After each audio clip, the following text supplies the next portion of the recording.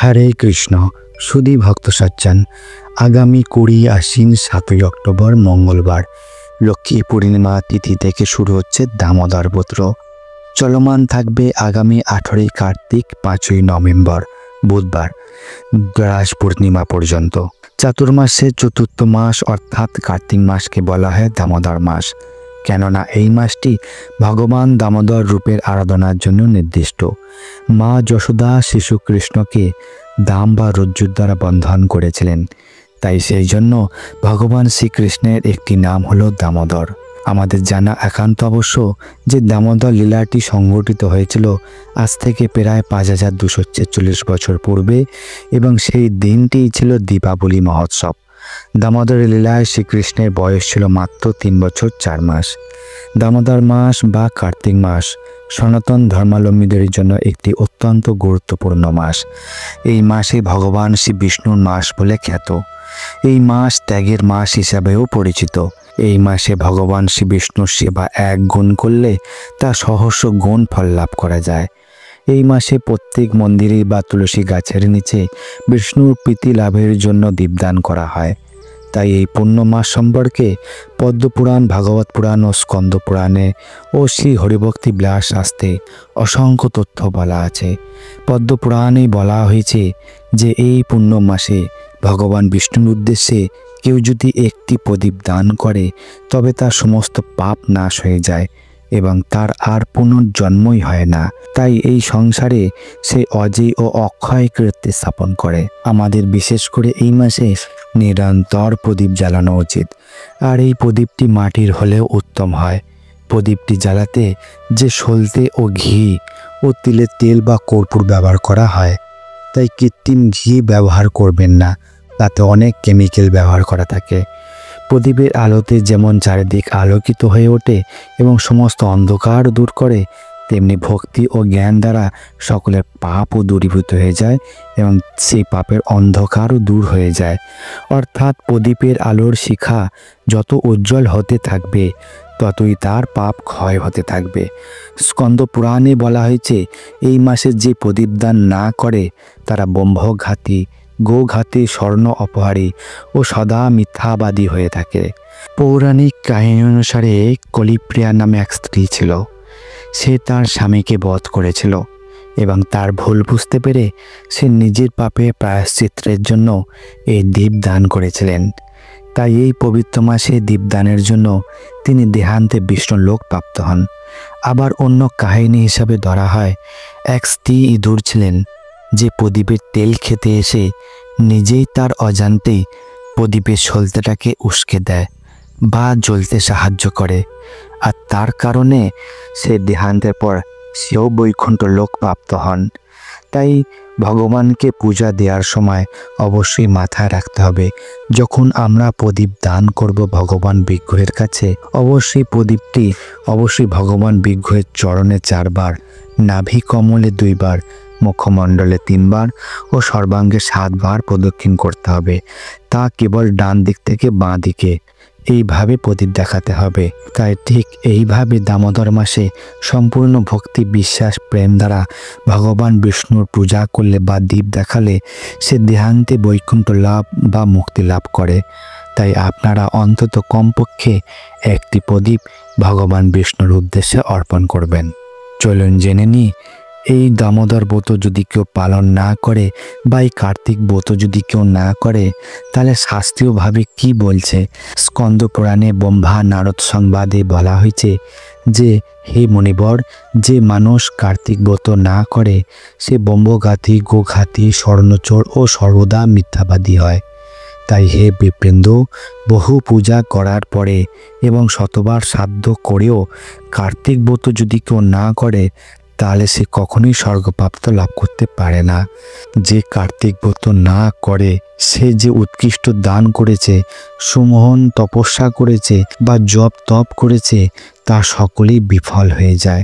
হে নারদ, এই কার্তিক মাসে উত্তম বৈষ্ণব ব্রত যদি কেউ না করে তাহলে তার সপ্ত জন্মার্জিত পুণ্য বৃথা হয়ে যায়। তাই দামোদর ব্রতের মাহাত্ম্য ও স্কন্দ পুরাণ ও পদ্মপুরাণ অনুসারে এই প্রসঙ্গে বলা হয়েছে যে সর্বতীর্থে যে স্নান করার ফল, সর্বদান করার যে ফল, কার্তিক মাসে কোটি অংশেরও একাংশেরও সমান হয় না। তাই কার্তিক মাসের সমান কোনো মাস নাই, সত্যযুগের সমান কোনো যুগ নাই, বেদের সমান কোনো শাস্ত্র নাই, আর গঙ্গা সমান কোনো তীর্থ নাই। তাই যে মানুষ এই কার্তিক মাসে ভগবান শ্রী বিষ্ণুর মন্দির প্রদক্ষিণ করে, সে পদে পদে অশ্বমেধ যজ্ঞের ফল লাভ করে। হে মানব, যে কার্তিকে শ্রী হরির সম্মুখে নৃত্য করে, গীত করে, বাদ্য ভক্তি সহ করে, সে অক্ষয় পদ লাভ করে বিষ্ণু ধাম প্রাপ্ত হয়। হে মুনিবর, এই কার্তিক মাসে যিনি নিরন্তর হরিকথা শ্রবণ করেন, তিনি শত কোটি জন্মের আপদ সমূহ থেকে নিস্তার পেয়ে যান। এই কার্তিক মাসে যদি কেউ নিমেষার্ধকাল দীপদান করে ভগবানের সামনে, তাহলে তার সহস্র কোটি কল্প অর্জিত বহু পাপ বিলুপ্ত হয়ে যায়। কেউ যদি মেরু পর্বত ও মন্দর পর্বতের সমান অশেষ পাপ করেও থাকে, তাহলেও সে এই কার্তিক মাসে কেবলমাত্র দীপদান করার ফলে তার সর্বপাপ দগ্ধ হয়ে যায়, এতে কোনো সন্দেহ নাই। এছাড়া আরও অনেক মাহাত্ম্য পুরাণে বর্ণিত আছে। বন্ধুদের অনুরোধ করব, আপনারা দামোদর ব্রত পালন করুন এবং মানব জীবনকে ধন্য করুন, এবং এই মাসে বেশি বেশি করে হরিনাম জপ করুন, এবং প্রতিদিন সন্ধ্যায় ভগবান শ্রী দামোদরকে দীপদান করুন। ব্রত পালনের ফলে দামোদর মাসে অন্যের দান, হোম, তপস্যা জপ করলে তা অক্ষয় ফল হয়ে যায়, আর এর কোনো ক্ষয় হয় না। এবং বিশেষ গুরুত্বপূর্ণ, দামোদর মাসে ভগবান শ্রীহরিকে মাত্র একটি প্রদীপ যদি কেউ নিবেদন করে থাকে, তাহলে তার 1,00,000 গুণ প্রদীপ নিবেদন করার সমান ফল লাভ হয়। এবার সবার মনে প্রশ্ন জাগতে পারে, কেন আমরা এই ব্রত পালন করব? তাই আসুন জেনে নিই কেন ব্রত পালন করব। এই মাসে ভগবান কৃষ্ণকে একটা তুলসী পত্র দিলে 10,000 গোমাতা দানের সমান ফল লাভ হয়ে থাকে। এই মাসে যদি কেউ গীতার একটি শ্লোক বা অর্ধেক শ্লোক পড়ে, তাহলে তার পুরো 18 পুরাণ পড়ার সমান ফল লাভ হয়ে যায়। বুঝতে পারছেন বন্ধুরা? যদি এই মাসে কেউ কৃষ্ণ বা বিষ্ণুর মন্দিরে পরিক্রমা করে, তাহলে প্রত্যেক পদক্ষেপে সে অশ্বমেধ যজ্ঞের ফল লাভ করে। আর দেবরাজ ইন্দ্র 100টা অশ্বমেধ যজ্ঞ করে এই স্বর্গের রাজা হয়েছিলেন। বুঝতে পারছেন? এই মাসে ব্রহ্মমুহূর্তে যদি কেউ স্নান করে, তাহলে তার সমস্ত তীর্থস্নানের ফল লাভ হয়ে যায়। এই কার্তিক মাস যে দৃঢ়তার সাথে ব্রত পালন করে, তাহলে তার যত পিতৃপুরুষগণ আছে যারা উদ্ধার হয়নি, তারাও পর্যন্ত উদ্ধার হয়ে যায়। এই কার্তিক মাসে অর্জিত ফল কখনোই ক্ষয় হয় না, যা করা হয় তা অক্ষয় হয়ে থাকে। তাই এই মাসে বেশি করে হরে কৃষ্ণ মহামন্ত্র জপ করলে তাহলে 1000 গুণ ফল লাভ হয়, যা কল্পনাও করা যায় না। এই মাস ভগবান শ্রীকৃষ্ণের অত্যন্ত প্রিয়, তাই এই মাসে কৃষ্ণকে প্রসন্ন করা খুব সহজ।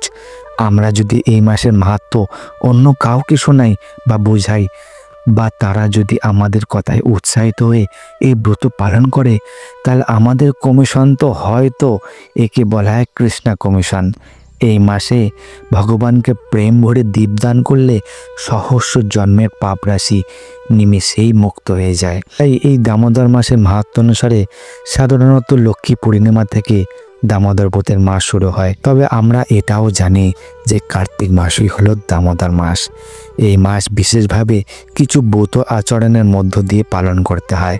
এই ব্রত পালন করতে হলে কি কি বর্জনীয়, আসুন আমরা জেনে নিই। পদ্মপুরাণে ব্রহ্ম নারদ সংবাদে বলা হয়েছে, কার্তিক মাসে রাজমাস, বরবটি ও শিমসমূহ ভক্ষণ যদি কেউ করে, তাহলে হে মুনিবর, কল্পকাল পর্যন্ত তাকে নরকবাসী হতে হয়। এই কার্তিক মাসে যে ব্যক্তি কলমি শাক, পটল, বেগুন, আচার, চাটনি ত্যাগ না করে, তাকে তো কল্পকাল নরকবাসী হতে তো হয়। ধর্মাত্মা ব্যক্তিরা কার্তিক মাসে এইসব কিছু ভক্ষণ করবেন না। পর অন্ন, পরশয্যা, পরধন, পরস্ত্রী কার্তিক মাসে প্রাজ্ঞ ব্যক্তি বিশেষভাবে বর্জন করবেন। মৎস্য, মাংস কার্তিক মাসে তৈলমর্দন, শয্যা, পরান্ন, আশার পাত্রে ভোজন ত্যাগ করবেন, এবং এই সব কিছু ত্যাগ করলেই পরিপূর্ণভাবে ব্রতী হওয়া যায়। কার্তিক মাস উপস্থিত হলে পরান্ন দর্শন করে যে মানব বর্জন করে, প্রতিদিন সে কিচ্ছু ব্রতের ফল প্রাপ্ত হন। কার্তিক মাসে আমাদের কি কি খেতে নেই এবং কেন খেতে নেই চলুন জেনে নিই। পদ্মপুরাণের স্বর্গখণ্ডের 47 নম্বর শ্লোক অধ্যায়ে বর্ণিত আছে যে 1 নম্বর, কার্তিক মাসে মাংস ভোজনে চিররোগী ও বহু পাপের ভাগী হতে হয়। 2 নম্বর, মিষ্টি কুমড়ো ভক্ষণ করলে ধন হানি হয়। 3 নম্বর, পটল ভক্ষণ করলে বৃদ্ধি ব্যাহত হয়। 4 নম্বর, নিম পাতা ভক্ষণ করলে তির্যকজনী বা পশুজনী প্রাপ্ত হতে হয়। 5 নম্বর, তাল ভক্ষণে শরীর নাশ হয়ে যায়। 6, নারিকেল ভক্ষণে মূর্খতা বৃদ্ধি পায়। আর 7 নম্বর, বর্তুলাকার লাউ যদি কেউ ভক্ষণ করে গোমাংস তুল্য বলে মনে করা হয়। 8 নম্বর, আর শিম ভক্ষণ করলে পাপ হয়, ব্রহ্মঘাতিকা পাপ হয়। আর শ্বেত বেগুন ভক্ষণে পুত্র নাশ হয়। তবে যারা এই দামোদর ব্রত পালন করছেন তারা কি কি খাবেন, এই মাসে কি কি খাবেন না সেটা তো জানা গেল, কিন্তু কি কি খাবেন যারা হবিষান্ন করবে তারা আতপ চাল, ঘি, কাউন, শ্যামা চাল, সন্ধ্যাক লবণ, ননিপূর্ণ গোদুগ্ধ, পাকা কলা, কাঁচা পাকা পেঁপে, আলু, মরিচ, গম, ফল। কিন্তু ফলটা স্কন্দপুরাণ নাগরখণ্ডে অবশ্যই কম বীজপূর্ণ ফলের কথা উল্লেখ করা হয়েছে। যারা হবিষান্ন করবেন তাদের সেই সব দ্রব্যগুলি হলো মুগ ডাল, তিল তেল, বেতো শাক, সাত্ত্বিক শাক, মূলা, জিরা ও তেঁতুল। দিনে 2 বার আহার গ্রহণ করবেন। প্রথম আহার করবেন সূর্য উদয়ের পরে, আর দ্বিতীয়বার আহার করবেন সূর্যাস্তের আগে। হবিষান্ন গ্রহণ করে নিতে হবে। শরীরে কোনো রকম তৈল, সাবান, কসমেটিক জাতীয় ইত্যাদি ব্যবহার করা নিষিদ্ধ। এইসব ব্যবহার না করলে এই 1 মাস তাহলে অন্তিম চিন্ময় দেহ লাভ করতে পারবেন। রাতে ফল, দুধ, কলা, কাঁচা বাদাম ভাজা এসব খেতে পারবেন। প্রত্যেকটা মাসের মধ্যে এই কার্তিক বা দামোদর মাসটা ভগবানের অত্যন্ত প্রিয় মাস। তাই সব মাসে যা করি সমস্যা নাই, কিন্তু এই মাসে এই ব্রত পালন না করলে কেউ তাহলে তার মুক্তির আর কোনো পথ থাকবে না, আর নরক যন্ত্রণা ভোগ করতেই হবে অনন্তকাল। দামোদর মাস বা কার্তিক মাস করলে কি হয়? এই দামোদর মাস কৃষ্ণ ভক্তের কাছে অতি গুরুত্বপূর্ণ মাস। কার্তিক মাস সনাতন ধর্মাবলম্বীদের ত্যাগের মাস বা দামোদর মাস। কার্তিক মাস শ্রী হরির সেবার মাস। কার্তিক মাস বা দামোদর মাস ভক্তগণের কাছে অতীব মাহাত্ম্যপূর্ণ একটি মাস, কেননা এই মাসে হরিভক্তির অনুকূলে যে কোনো কার্যই সহস্র গুণ অধিক ফলদান করে।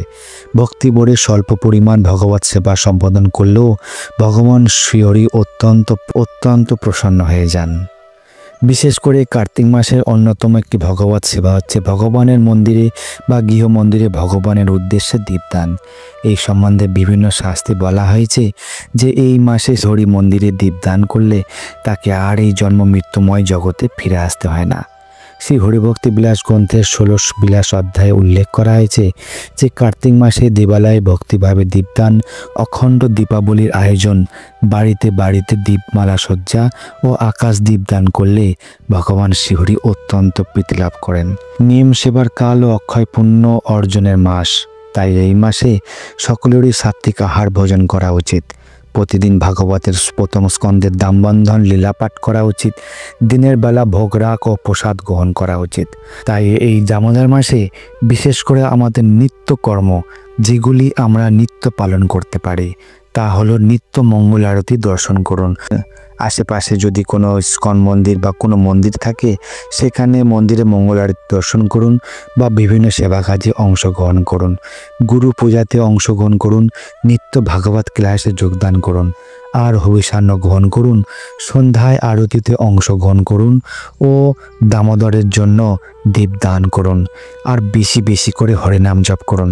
প্রত্যেক দিন সকাল সন্ধ্যা প্রতিদিন তুলসী পূজা করুন, তুলসী দেবীর পরিক্রমা করুন, মন্দির পরিক্রমা করুন। বেশি বেশি করে এই মাসে গ্রন্থ প্রচার করুন, আর প্রতিদিন দামোদর অষ্টকম পাঠ করুন। লীলা পুরুষোত্তম শ্রীকৃষ্ণ, শ্রীমদ্ ভাগবত গীতা যথাযথ ও শ্রীমদ্ ভাগবত প্রভৃতি গ্রন্থাদি পাঠ করুন। তাই ঠিক এইভাবে দামোদর ব্রতের বিভিন্ন নিয়মগুলি পালন করে ভগবানের চরণে সম্পূর্ণ সমর্পণ করে নিজের জীবনকে অতিবাহিত করুন।